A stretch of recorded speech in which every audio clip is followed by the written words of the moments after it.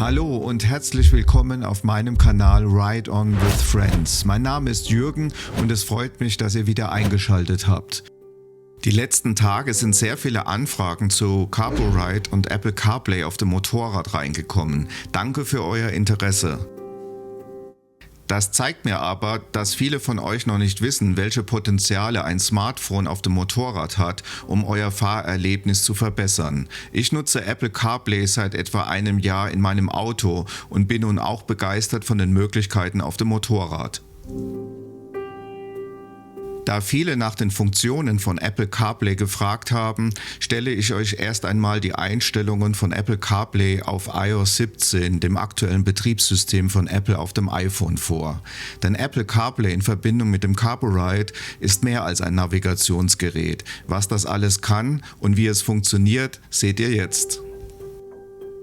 Doch bevor ich die Funktionen auf dem CarboRide zeige, schauen wir zunächst die Einstellungen im iPhone an. Hierzu gehen wir in den Einstellungen auf Allgemein und klicken auf CarPlay. Dort wählen wir unser Auto oder den CarboRide-Monitor aus und gehen auf Anpassen. Hier können wir die Apps, die wir auf dem CarboRide angezeigt haben wollen, per Drag and Drop sortieren, mit Plus ganz unten weitere Apps hinzufügen oder mit Minus wieder löschen. Wenn du wissen möchtest, welche Apps bereits für Apple CarPlay zur Verfügung stehen, dann gehe einfach in den App Store und suche nach CarPlay. Scroll einfach einmal durch und schaue, ob weitere Apps für dich interessant sind. Okay, jetzt schauen wir einmal, was man alles am CarboRide einstellen kann. Sobald der CarboRide am Netz hängt, bootet er in etwa einer Sekunde und startet seine Homepage. Hier kann man unter Settings seine WLAN- und Bluetooth-Verbindung zwischen dem iPhone und dem CarboRide, wie es mit allen anderen Geräten auch geht, einrichten. Ich zeige euch das Ganze aber nun im warmen Büro. Der CarboRide hängt aktuell an einem Akku-Pack und liegt auf meinem Schreibtisch. Im Hauptmenü konfiguriert man den Audioausgang zu den Bluetooth-Kopfhörern oder dem Intercom-Gerät von Sena oder Cardo. Die Lautstärke wird individuell getrennt für Musik und Ansagen eingestellt. Auch ein Equalizer ist an Bord. Die Bildschirmhelligkeit lässt sich auch sehr gut für Nacht- oder Tagfahrt mit hoher Sonnenstärke regeln. Über den Button ePlay wechselt man auf die Homepage von Apple CarPlay. Hier sieht man die Apps in der Reihenfolge, wie man sie auf dem iPhone eingestellt hat. Durch Wischen auf dem Monitor kann man zwischen den einzelnen Bildschirmseiten wechseln. Das Symbol unten links in der Menüleiste erlaubt den Rücksprung auf die Homepage. Unter Einstellungen kann man noch einiges für die Nutzung von CarPlay konfigurieren. Damit man während der Fahrt nicht abgelenkt wird, kann man den Fahrfokusschalter aktivieren und Funktionen im Fahrbetrieb abschalten. Neben dem Dunkel- oder Hellmodus lassen sich auch diverse Hintergrundbilder einstellen. Neue Hintergrundbilder gibt es seit iOS 17. Man kann das entsprechende Hintergrundbild auswählen und als Standard speichern. Prinzipiell kann man verschiedene Befehle auch mit der Sprachassistentin von Apple durchführen.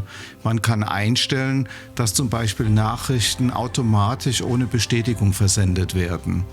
Über Hey Siri startet die Assistentin. Und falls man möchte, kann man beim Spielen von Musik entsprechende Albumcover aus- oder einblenden.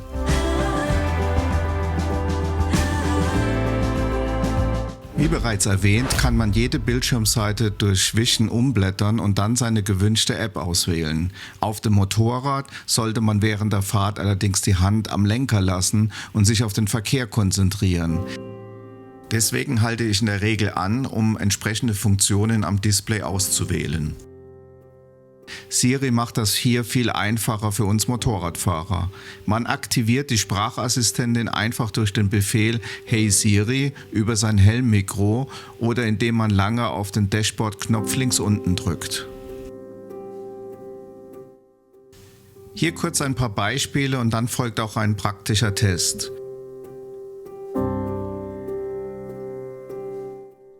Hey Siri, navigiere mich zur Aral-Tankstelle nach Dachau. Hey Siri, bringe mich zur BMW Motorradniederlassung nach München. Hey Siri, suche mir ein Hotel in der Nähe. Hey Siri, wie wird das Wetter am Abend? Hey Siri, rufe Christine an. Hey Siri, sende eine Audionachricht an Papa. Hey Siri, schreibe Kartoffeln in die Einkaufsliste. Hey Siri, spiele den Podcast von Motorrad.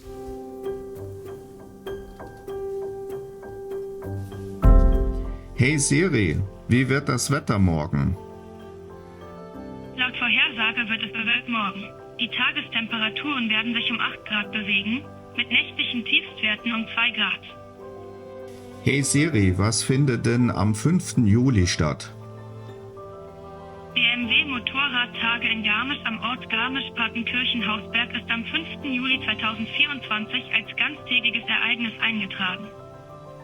Hey Siri, fahre zu BMW Motorrad Martin nach Schongau. Ich suche die Autoroute zum Zielort Erwin Martin GmbH.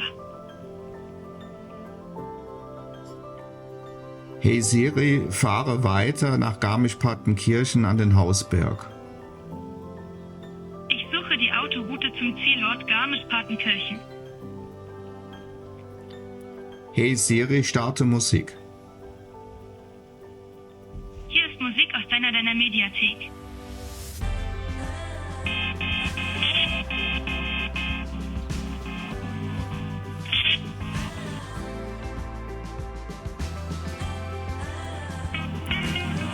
Hey Siri, schreibe WhatsApp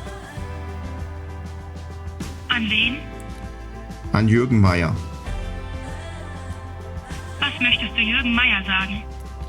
Bitte denke daran, einen Inspektionstermin zu vereinbaren. Deine WhatsApp-Nachricht lautet: Bitte denke daran, einen Inspektionstermin zu vereinbaren. Senden? Senden. Erledigt. Hey Siri, schreibe eine Nachricht an die BMW Motorradniederlassung München. Was möchtest du BMW Motorradniederlassung München sagen? Bitte schlagen Sie mir einen Inspektionstermin für meine GS vor. Sie lautet: Bitte schlagen Sie mir einen Inspektionstermin für meine GSS vor. Senden? Senden. Erledigt. Ihr seht, die Anwendungen sind vielfältig und die Nutzung von CarPlay auf dem Motorrad bietet mehr als nur eine Navigation. Mir ist allerdings bewusst, dass viele Motorradfahrer sich fragen, ob man das alles auch braucht. Ich möchte euch nur weitere Optionen aufzeigen, die dem einen oder anderen auch tatsächlich weiterhelfen. Und dass es eine sehr große Nachfrage für Apple CarPlay gibt, sieht man seit Jahren bei den Autoherstellern und den aktuellen Verkaufszahlen von CarPlay-Lösungen. Seit mehr als einem Jahr nutze ich bereits CarPlay im Auto und Wohnmobil und möchte es auch nicht mehr missen. Auf dem Motorrad bin ich zwar jetzt schon trotz winterlichen Temperaturen einige 100 Kilometer mit dem Carboride gefahren, aber das ist noch nicht repräsentativ.